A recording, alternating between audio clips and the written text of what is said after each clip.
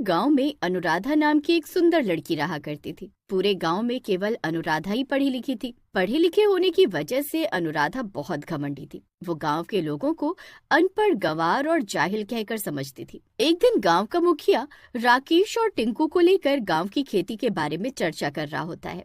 देखो राकेश और टिंकू, इस बार सरसों की फसल बहुत ज्यादा अच्छी होगी है।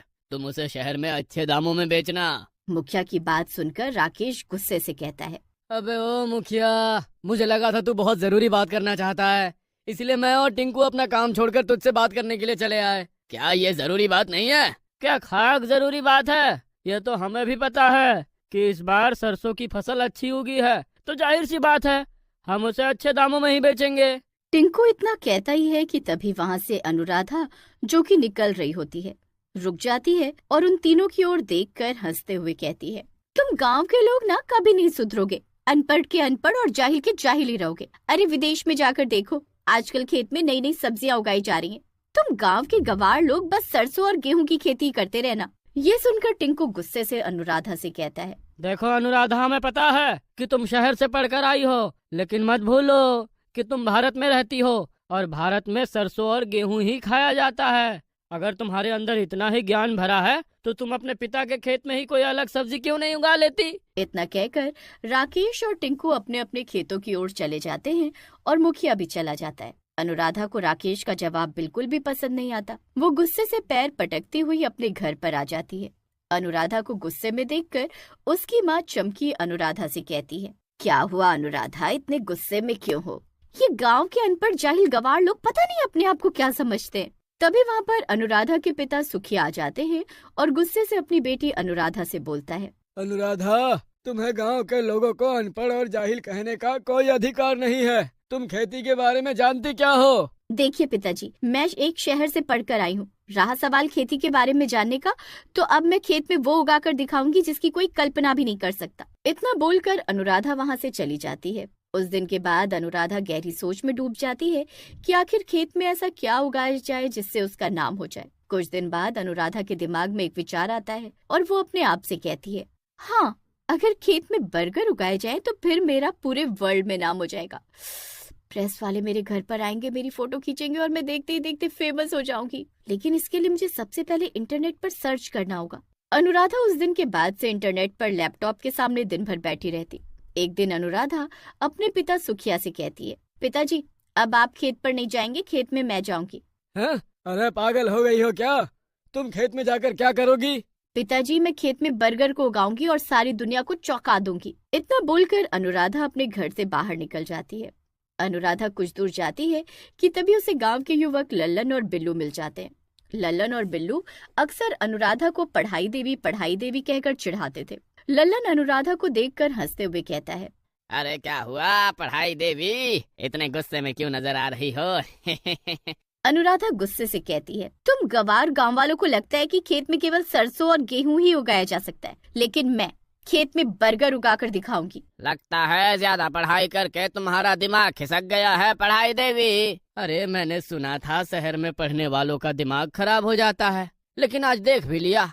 अरे पढ़ाई देवी, खेत में बर्गर नहीं उगते। लेकिन मैं उगाकर दिखाऊंगी। इतना कहकर अनुराधा सीधे गांव में बर्गर की दुकान पर जाती है और दुकानदार से बहुत सारे बर्गर देने को कहती है। हाँ, इतने सारे बर्गर तुम अकेले तो नहीं खा सकती, क्या घर में कोई मेहमान आए हैं? नहीं, मैं इन बर्गर की खेती करूंगी और जब मेरे खेत में बर्गर उग जाएंगे तब तुम मुझसे ही बर्गर खरीदना। इतना कहकर अनुराधा ढेर सारे बर्गर लेकर वहाँ से चली जाती है। तभी दुकानदार चिल्लाते हुए आवाज लगाता है, अरे अनुराधा, रात के समय अपने खेत में मत जाओ, तुम्हारे खेत में एक पेड़ पर एक चुड़ैल का वास है। मगर अनुराधा उसकी बात नहीं सुनती। दुकानदार गुस्से से अपने आप से कहता है, सुखिया की बेटी का दिमाग खराब हो गया है, लगता है पगला गई है। मना किया था कि शहर में पढ़ने मत भेज, लेकिन नहीं माना। इधर अनुराधा अपने खेत में चली जाती है और खेत की जमीन खोदकर सारे बर्गर उसमें गाड़ देती है और बड़बड़ाती हुई अपने आप से कहती है, बस अब शहर से केमिकल लाना है, उसके बाद बर्गर उगना। अनुराधा इतना कहती ही है कि तभी वहाँ पर डरावनी आवाजें आनी शुरू हो जाती हैं। अनुराधा बुरी तरह से डर जाती है। तभी अनुराधा के सामने एक चुड़ैल आ जाती है। ये खेत तो सुखिया का है, उसे भी पता है कि यहाँ रात के समय मेरा राज चलता है। तेरी हिम्मत कैसे हुई रात में यहाँ पर आने की? इतना कहकर चुड़ैल अनुराधा को पकड़ लेती है और उसका खून पीकर उसे मार देती है। वाह, मजा आ गया, इसका खून तो काफी स्वादिष्ट था। तभी अनुराधा भी एक चुड़ैल में बदल जाती है और उस चुड़ैल के सामने खड़ी हो जाती है। ये देखकर चुड़ैल चौंक जाती है और कहती है, अरे ये कैसे चुड़ैल बन गई? तभी अनुराधा चुड़ैल गुस्से से उस चुड़ैल को देखकर कहती है, तूने मेरा सपना पूरा होने से पहले ही मुझे मार दिया, इसलिए मैं चुड़ैल बन गई। अब तेरी बारी है। अरे ये तो मुझसे भी ज्यादा ताकतवर हो गई, ऐसा कैसे हो सकता है? क्योंकि मैं जवान चुड़ैल हूँ। अनुराधा चुड़ैल और दूसरी चुड़ैल को मार देती है और गुस्से से खेत की ओर देखकर कहती है, इन गांव के गंवार लोगों ने मेरा बहुत मजाक उड़ाया है। अब मैं गांव के किसी भी व्यक्ति को कुछ भी नहीं खाने दूंगी। अगर इस गांव के लोग कुछ खाएंगे तो केवल मेरी खेत से उगे हुए बर्गर। और वैसे भी अब मैं चुड़ैल बन गई हूँ, इसलिए बर्गर उगाना अब मेरे लिए चुटकी बजाने जैसा है। चुड़ैल चुटकी बजाती है और पूरे खेत में बर्गर ही बर्गर उगे हुए दिखाई देने लगते हैं। रात को अनुराधा अपने घर नहीं पहुंचती तो उसकी माँ को चिंता होने लगती है। अनुराधा की माँ चमकी अपने पति सुखिया से कहती है, सुबह हो गई, अभी तक अनुराधा घर नहीं आई। अरे तुम्हारी वो पागल लड़की खेत में बर्गर उगाने गई है और तुम जानती हो वो कितनी जिद्दी है। अच्छा सुनो, मैं कुछ दिनों के लिए शहर जा रहा हूँ। इतना बोलकर सुखिया शहर चला जाता है। दोपहर के समय लल्लन और बिल्लू खेत में बैठे हुए बात कर रहे होते हैं। तभी लल्लन की नजर सुखिया के खेत पर पड़ती है।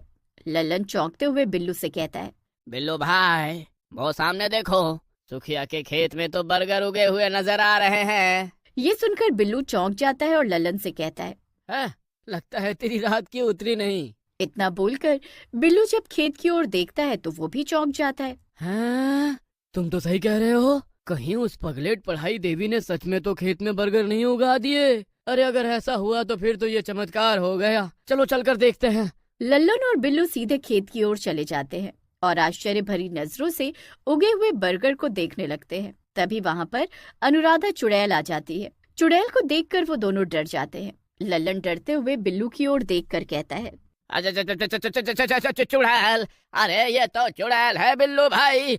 अरे मैंने तो सुना था कि सुखिया चाचा के खेत में रात में चुड़ैल आती है। अरे ये दिन में कहाँ से आ गई? तभी अनुराधा चुड़ैल गुस्से से बिल्लू और लल्लन की ओर देखकर कहती है, उस चुड़ैल को तो मैंने मार दिया, मैं अनुराधा हूँ। अरे अनुराधा, अरे तुम चुड़ैल कैसे बन गई? वो सब छोड़ो, तुम दोनों मेरा बहुत मजाक उड़ाते थे, मुझे पढ़ाई देवी कहकर चिढ़ाते थे। मेरे बर्गर उगाने की बात को लेकर भी तुमने मेरा बहुत मजाक उड़ाया था। अब मैं तुम दोनों को बर्गर खिलाकर मारूंगी। इतना कहकर चुड़ैल जबरदस्ती उन दोनों को बर्गर खिलाने लगती है। चुड़ैल उन दोनों को बर्गर खिला खिलाकर मार डालती है। उस दिन के बाद गांव में कोई भी खाना खाने के लिए बैठता, अनुराधा चुड़ैल वहां प्रकट हो जाती और उसका खाना छीनकर बर्गर खिलाकर उसे मार देती। कुछ ही दिनों में गांव में दहशत का माहौल फैलने लगता है। एक दिन मुखिया उदास बैठा होता है कि तभी वहां पर एक तांत्रिक आ जाता है और मुखिया से कहता है, मुखिया, मुझे बहुत तेज भूख लगी है। अरे चले जाओ तांत्रिक बाबा, हमारे गांव में तो लोगों ने डर की वजह से खाना खाना भी छोड़ दिया है। क्यों? मुखिया सारी घटना तांत्रिक को बताता है। तभी वहाँ पर सुखिया भी आ जाता है और मुखिया से कहता है, अरे मैं अभी शहर से लौटा हूँ मुखिया जी, ये मैं क्या सुन रहा हूँ? तुम्हारी बेटी अब चुड़ैल बन गई है। तांत्रिक मुखिया से कहता है, चिंता मत कर, मुझे उसके खेत में लेकर चल।